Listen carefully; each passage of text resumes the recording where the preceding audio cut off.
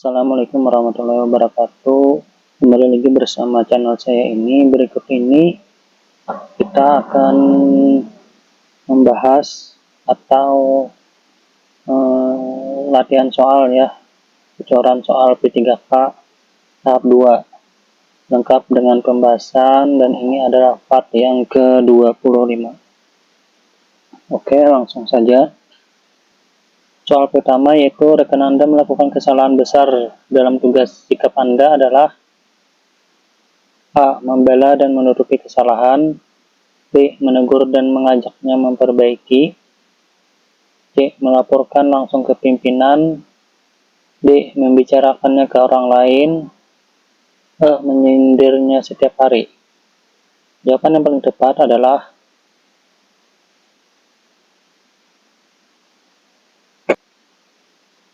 B. Menegur dan mengajaknya memperbaiki. Pembahasannya yaitu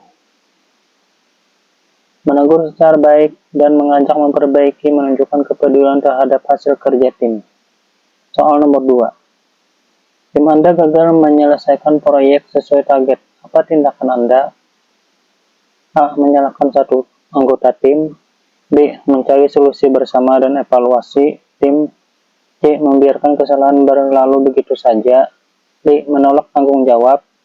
E. Menyalahkan kondisi eksternal. Jawaban yang paling tepat adalah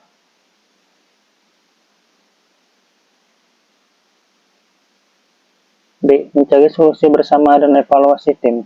Pembahasannya yaitu evaluasi bersama menunjukkan sikap tanggung jawab dan keinginan untuk berkembang. Soal nomor 3.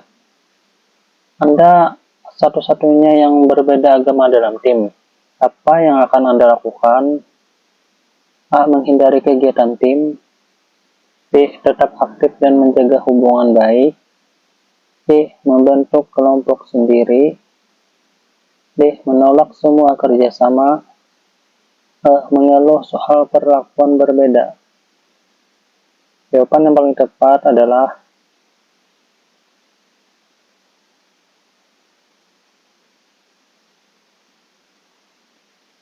B. Tetap aktif dan menjaga hubungan baik.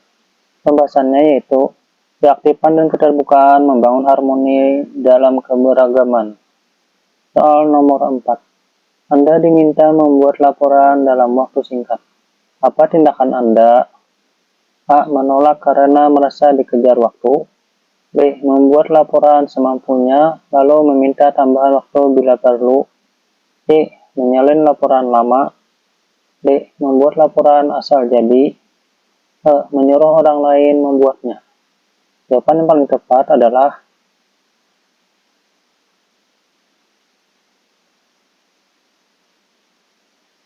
B. Membuat laporan semampunya lalu meminta tambahan waktu bila perlu.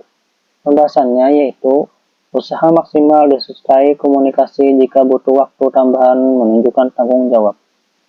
Soal nomor 5. Seorang rekan mempermalukan Anda di depan umum. Apa sikap Anda?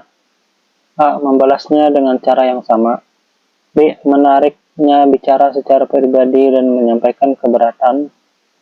C. Membicarakannya ke rekan lain. D. Menghindari semua kontak dengannya. E. Melaporkannya langsung ke atasan.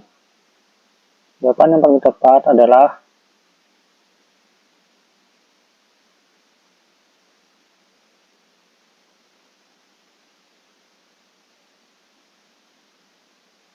B. Menariknya bicara secara pribadi dan menyampaikan keberatan. Pembahasannya yaitu menghadapi dengan komunikasi personal adalah langkah dewasa dan menghindari konflik lebih besar.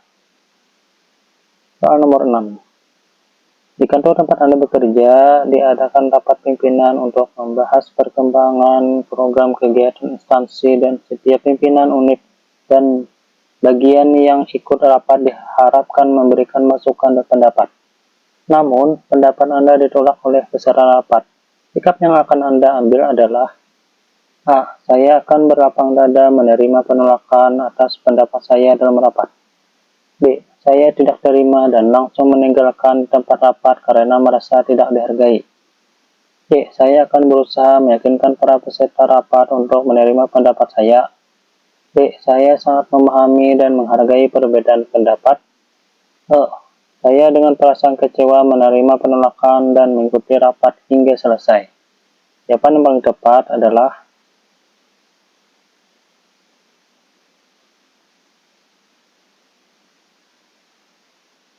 A. Saya akan berlapang dada menerima penolakan atas pendapat saya dalam rapat. Pembahasannya yaitu, seharusnya kita bisa terbuka dan mau belajar dengan orang lain sehingga tindakan paling benar adalah berlapang dada menerima penolakan. Soal nomor 7. Saya memiliki teman yang jutek dan terkadang jika diajak berbicara cenderung emosional dan menyakitkan hati. Ia dijauhi oleh teman-teman. Sikap saya adalah A. Menjauhi teman tersebut karena teman yang lain juga menjauhinya. B. Memarahi teman tersebut karena perilakunya membuat tidak nyaman. C. Mengingatkannya untuk berbicara dengan santun dan tidak menyinggung. D. Menyampaikan keluhan tersebut pada teman-teman sehingga ia berubah. E. Bersikap cuek juga karena hidup saya juga sudah banyak beban. Jawaban yang paling tepat adalah C. Mengingatkannya untuk berbicara dengan santun dan tidak menyinggung. Pembahasannya yaitu kepekaan terhadap pentingnya persatuan berdasarkan kasus ini. Sikap yang bisa Anda lakukan adalah mengingatkannya secara pribadi kepada yang bersangkutan dengan bahasa yang tidak menyakitkan agar ia bisa diterima oleh orang lain. Soal nomor 8. Dalam lingkungan kerja, profesionalitas adalah salah satu sikap untuk menyatukan lingkungan kerja agar tidak saling terpecah. Urgensi profesionalitas ini menunjukkan bahwa A.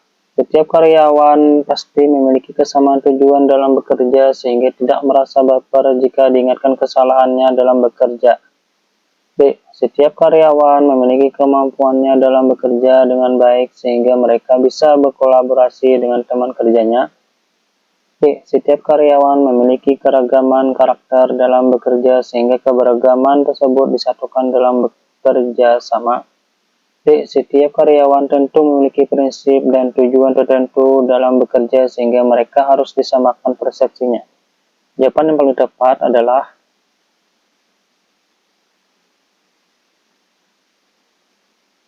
A. Setiap karyawan pasti memiliki kesamaan tujuan dalam bekerja sehingga tidak merasa baper jika diingatkan kesalahannya dalam bekerja.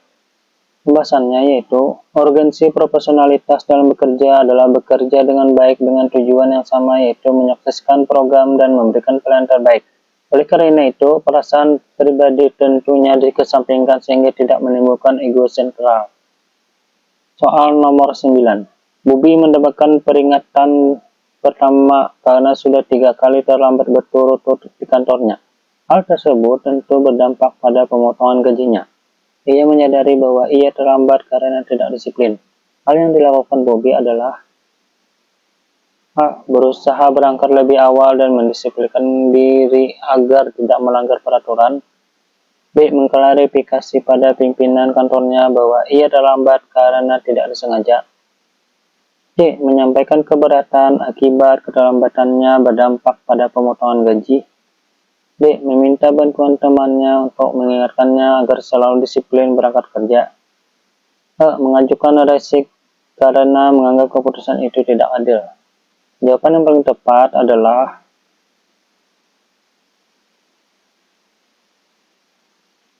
A. Berusaha berangkat lebih awal dan mendisiplinkan diri agar tidak melanggar peraturan. Pembahasannya yaitu, hal yang harus dilakukannya adalah menyadari kesalahannya dan tidak mengulangi kesalahannya kembali. Tentunya Bobby harus lebih disiplin lagi dalam berangkat kerja. Soal nomor 10. Sentimen agama selalu menjadi alat politik yang dilakukan oleh para elit negeri untuk menjatuhkan lawan mereka. Hal ini dilakukan karena masyarakat Indonesia mudah terprovokasi atas keyakinan mereka.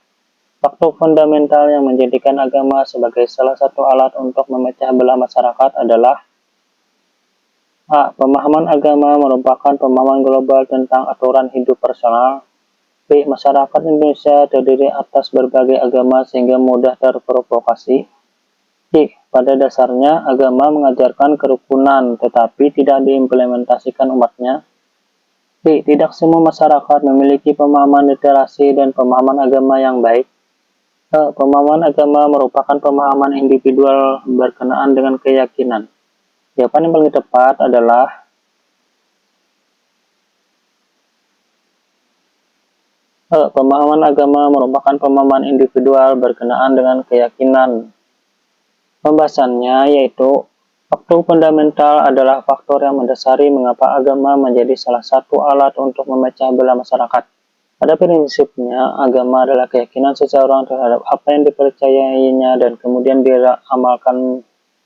Keyakinan ini tentunya berbeda-beda dan jika dibenturkan akan menimbulkan perpecahan. Nah, itu tadi beberapa soal P3K yang sering muncul di seleksi P3K sebelumnya. Saya doakan semoga kalian lulus dan sukses dalam seleksi P3K tahun ini. Untuk soal lainnya dapat dilihat di channel saya ini. Terima kasih, semoga bermanfaat, semoga sukses. Wassalamualaikum warahmatullahi wabarakatuh.